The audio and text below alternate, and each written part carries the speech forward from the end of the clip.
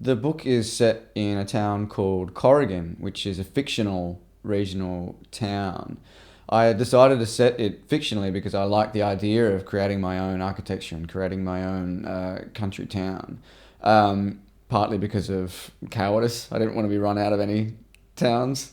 But also because, I like the idea of, having this kind of universally recognizable country town in Australia. I wanted it to read quite broadly.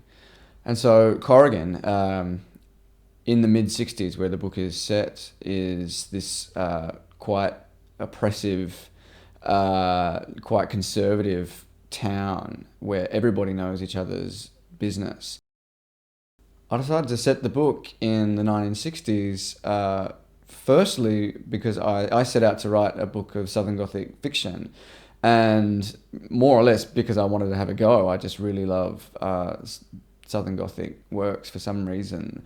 I can't quite adequately put my finger on that. I just really love that ilk of literature. It has a very strong emotional connection with me, and so I love the idea of crafting an Australian Gothic piece. And I think setting it in the mid 60s was just a way initially for me to have it read more authentically as a work of Gothic fiction.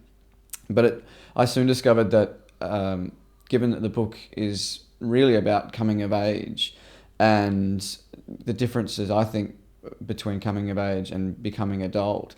The reason I said it in the 60s, I think, subconsciously perhaps, is that the 60s in Australia particularly is sort of held aloft as this bastion of social politics where Australia came of age. But I guess it's my contention on a few levels that maybe we didn't really come of age. I think one of the reasons it's so immediately identifiable is that not so much has moved on, or not as much as we tend to give ourselves credit for.